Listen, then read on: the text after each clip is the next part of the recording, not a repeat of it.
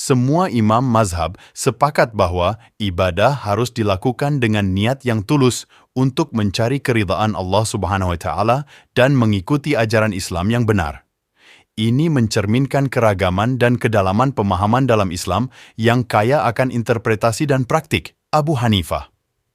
Ibadah menurut Imam Abu Hanifah, pendiri mazhab Hanafi, ditekankan pada pentingnya mengikuti Al-Quran dan As-Sunnah dengan menggunakan akal dan pemikiran rasional ketika dalil nash, teks, tidak memberikan jawaban yang jelas.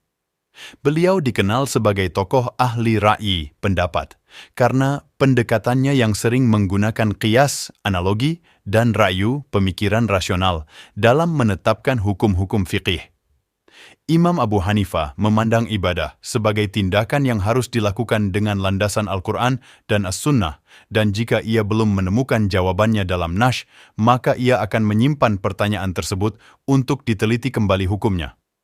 Dalam hal ini, beliau juga menerima metode istihsan, preferensi atau pengecualian, sebagai dalil hukum, tetapi tidak menempatkannya dalam bagian dari usul fiqih.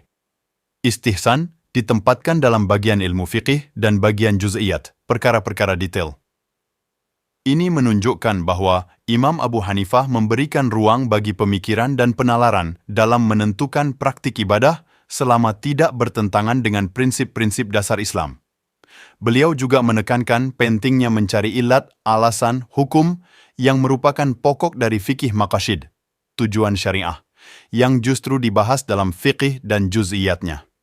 Dengan demikian, ibadah menurut Imam Abu Hanifah adalah tindakan yang tidak hanya didasarkan pada teks-teks agama secara harfiah, tetapi juga mempertimbangkan konteks, tujuan, dan manfaat dari hukum-hukum tersebut untuk mencapai keadilan dan kemaslahatan umat.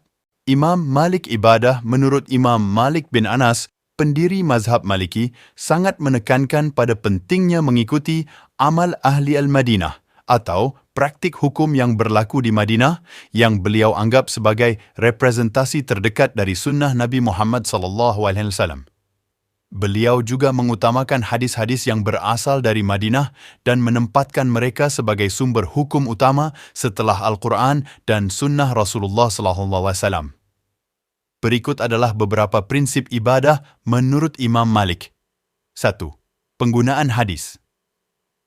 Imam Malik memberikan prioritas tinggi pada hadis-hadis yang diriwayatkan oleh ulama Madinah, mengingat kedekatan mereka dengan generasi sahabat Nabi SAW. 2. Amal ahli al-Madinah.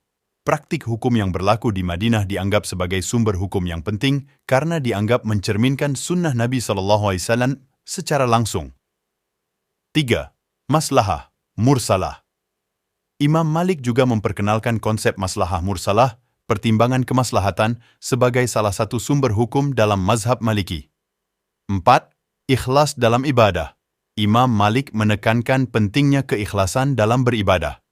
Menurutnya, tanpa keikhlasan, semua amal ibadah atau amal syaleh tidak bisa diterima oleh Allah dan hanya menjadi pekerjaan yang tidak membawa manfaat bagi orang yang mengerjakannya. Imam Malik dikenal dengan pendekatannya yang pragmatis dan fokus pada kemaslahatan umat. Beliau mengakui pentingnya konteks dan situasi dalam menentukan hukum, dan ini tercermin dalam cara beliau mendekati ibadah. Ibadah menurut Imam Malik adalah tindakan yang harus dilakukan dengan niat yang tulus untuk mencari keridhaan Allah SWT dengan mengikuti praktik yang telah ditetapkan oleh sunnah Nabi SAW dan tradisi yang berlaku di Madinah. Imam Syafi'i, ibadah menurut Imam Syafi'i didefinisikan sebagai segala sesuatu yang dikerjakan dengan tujuan untuk mendekatkan diri kepada Allah Subhanahu wa Ta'ala dan menjauhi segala sesuatu yang dapat menyebabkan murkanya. Imam Syafi'i, yang dikenal dengan pendekatan yang sangat metodis dalam fikih, menekankan pentingnya mengikuti Al-Quran dan As-Sunnah dengan pemahaman yang mendalam. Beliau juga membagi ibadah menjadi dua kategori utama. 1. Ibadah mahdah, ibadah yang dilakukan secara murni dan tidak bercampur, seperti salat, puasa, zakat, dan haji. 2. Ibadah ghairu mahdah, ibadah yang tidak murni atau bercampur dengan hal lainnya, seperti interaksi sosial dan aktivitas sehari-hari yang dilakukan dengan niat untuk taat kepada Allah SWT. Imam Syafi'i juga dikenal karena kehidupan pribadinya yang zuhud dan dedikasinya terhadap ilmu.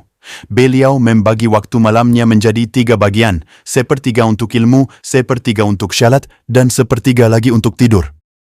Ini mencerminkan keseimbangan yang beliau ciptakan antara ibadah, pencarian ilmu, dan kebutuhan fisik yang merupakan aspek penting dalam kehidupan seorang muslim. Ibadah menurut Imam Hanbali. Ibadah menurut Imam Ahmad bin Hanbal, pendiri mazhab Hanbali, sangat menekankan pada pengikutan terhadap Al-Quran dan As-Sunnah. Beliau memandang bahwa hadis Nabi SAW memiliki posisi yang sangat penting dalam menentukan praktik ibadah. Berikut adalah beberapa prinsip yang Imam Hanbali pegang dalam ibadah. 1. Kepatuhan terhadap Al-Quran dan As-Sunnah. Imam Hanbali menekankan bahwa Al-Quran dan As-Sunnah adalah sumber utama dalam ilmu fikih dan tidak menerima adanya perselisihan antara keduanya. 2. Penggunaan hadis. Imam Hanbali sangat menghargai hadis dan menolak pendapat yang hanya berdasarkan Al-Quran tanpa mempertimbangkan hadis. 3. Prioritas sumber hukum. Dalam mazhab Hanbali, sumber hukum diurutkan sebagai berikut: Al-Quran, Sunnah, Fatwa Sahabat, Ijma, Konsensus, Qiyas, Analogi, Istisab, Presumsi Keberlanjutan, dan Maslahah Mursalah, Pertimbangan Kemaslahatan. 4. Pendekatan tekstual, ayat mutasyabihat. Imam Hanbali lebih menyukai pendekatan lafzi atau tekstual daripada ta'wil, interpretasi, dalam memahami ayat-ayat Al-Quran yang mutasyabihat, multitafsir. Dalam konteks ilmu nahwu, tata bahasa Arab, lafzi adalah istilah yang berkaitan dengan taukid, penekanan. Taukid lafzi adalah penguatan makna suatu kalimat dengan cara melipat gandakan lafaz, baik itu fi'il, kata kerja, isim, kata benda, atau kalimat itu sendiri. Ini merupakan salah satu cara untuk menegaskan atau menguatkan suatu pernyataan dalam bahasa Arab. Contohnya, dalam kalimat ishtaraitu kitaban, saya membeli buku, kata kitaban, buku, diulang untuk memberikan penekanan bahwa yang dibeli adalah buku. 5. Ibadah pribadi Imam Hanbali. Imam Hanbali dikenal sangat taat beribadah dan zuhud. Beliau berpuasa hampir setiap hari dan menggunakan kebanyakan waktunya untuk salat malam dan salat witir sampai masuk waktu subuh. Syakan, keteguhan dalam akidah. Imam Hanbali juga berpegang pada ijma' sahabat dan menegaskan bahwa jika ijma' ini benar-benar terjadi namun diingkari, maka akan menjadi kafir. Imam Hanbali sangat menghormati dan mengikuti ajaran Nabi Muhammad SAW. Dan hal ini tercermin dalam cara beliau mendekati ibadah. Beliau percaya bahwa ibadah harus dilakukan sesuai dengan apa yang telah diajarkan oleh Al-Quran dan As-Sunnah, dan bahwa setiap Muslim harus berusaha untuk mengikuti contoh Nabi SAW dalam segala aspek kehidupan, termasuk dalam ibadah.